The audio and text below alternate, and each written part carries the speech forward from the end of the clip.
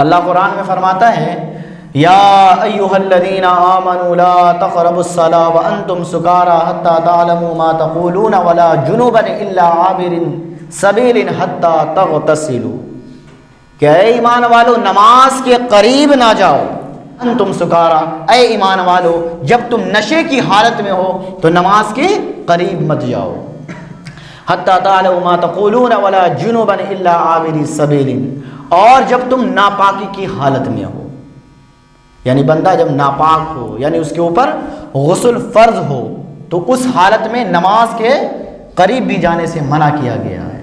حتی تغتسلوا، یعنی جب تک تم غسل نہ کر لو، پاکیزگی حاصل نہ کر لو۔ میرے بھائی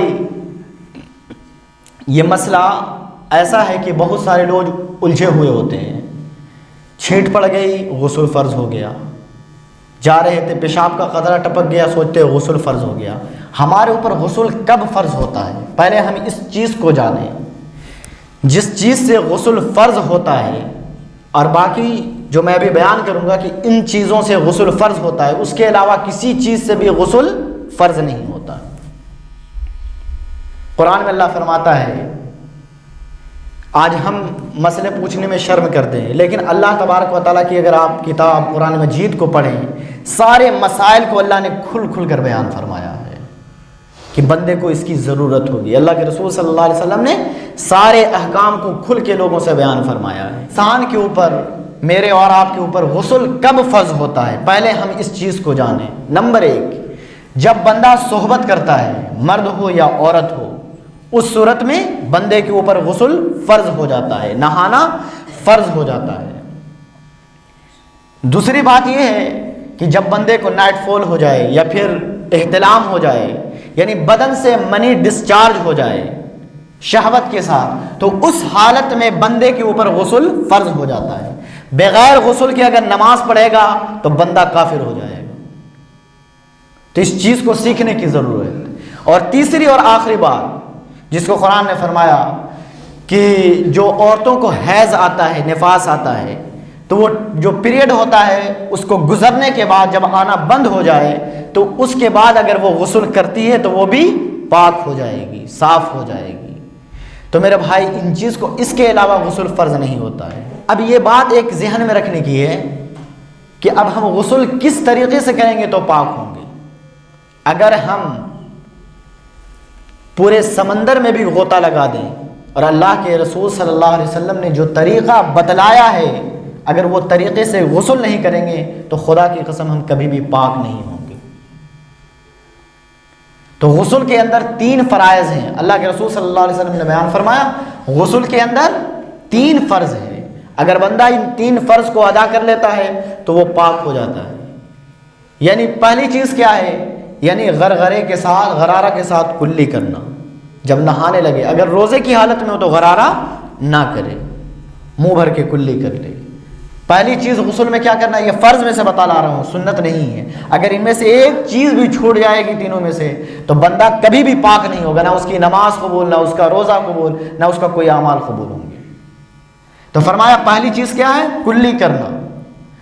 اور دوسری چیز ہے کہ ناک میں پانی نرم ہڈی تک پہنچانا۔ صرف ایسے کرنے سے کام، نرم ہڈی جو آپ چھو کے دیکھ سکتے ہیں یہاں تک ہوتی ہے، یہاں تک ہلکا پانی کو لے کے کھینچنے کی ضرورت ہے، یہاں تک پانی کو پہنچانا غسل میں فرض ہے۔ آپ انگلی بھی ڈال سکتے ہیں۔ اور تیسری اور آخری چیز جو غسل کے اندر فرائض ہیں، وہ پورے بدن پر اس طرح پانی ڈالنا ہے کہ کوئی بھی جگہ ایک بال کے برابر بھی سوکھی نہ رہے۔ اگر کوئی بندہ انگوٹھی پہنے ہوا تو اس کو بھی ہلا لے، بعض اوقات انگوٹھی ٹائٹ ہوتی ہے تو پانی نہیں پہنچ پاتا ہے، عورتیں کانے پہنے ہوتی ہیں یا کچھ بھی، تو اس کو ہلا لیں۔ بالوں میں اس کو خوب مل لیں کہ پانی اچھی طرح پیوست ہو جائے، جہاں جہاں ہاتھ جاتا ہے اس کو اچھی طرح، یعنی یہ چیز ہمیں سیکھنے کی ضرورت ہے۔ تو یہ فرض ہے، اگر اس میں سے کوئی چیز بھی جان بوجھ کر یا انجانے میں چھوٹ جائے گی تو بندہ پاک نہیں ہوگا۔ لیکن جو غسل کا سنت طریقہ ہے، اللہ کے رسول صلی اللہ علیہ وسلم جس طریقے سے غسل کرتے تھے وہ میں آپ کو بتلانا چاہوں گا، اس کے بعد میں اپنی بات کو ختم کروں گا۔ اللہ کے رسول صلی اللہ علیہ وسلم جب غسل کرتے تو سب سے پہلے اپنے ہاتھوں کو دھوتے تھے، سب سے پہلے پہلے مٹی ہوتی تھی، مٹی پہ ہاتھ مار کے مٹی سے رگڑ کے ہاتھ دھوتے تھے، اب تو مٹی کا سسٹم ختم ہو گیا، اب صابن ہے، صرف ہے، تو آپ صابن سے اچھی طریقے سے ہاتھ دھو لیں اور پھر نجاست کی جگہ کو، جہاں پہ نجاست لگی ہے اس چیز کو دور کر لیں۔ ایک بات اور اس میں پوائنٹ کی بات ہے کہ اگر بندہ ناپاک کپڑے میں غسل کرے گا تو بھی پاک نہیں ہوگا۔ اگر جس لنگی میں نجاست لگی ہو، پہلے نجاست کو کپڑوں سے دور کرنا ہوگا، جہاں پہ نجاست ہے اس کو اچھی طرح مل کے صابن سے دھو کے دور کر لے، یا پھر ایسا ہو کہ وہ کپڑے کو چینج کر دے، کپڑا بدل لے، دوسرے کپڑے میں غسل کرے۔ اگر ایسا ہو کہ ہم ناپاک کپڑے میں اگر ہم غسل کریں گے تو جہاں سے نجاست لگی تھی پھیلتی ہوئی پھر پورے بدن میں پھیل جائے گی، اس لیے اس کا خیال رکھا جائے۔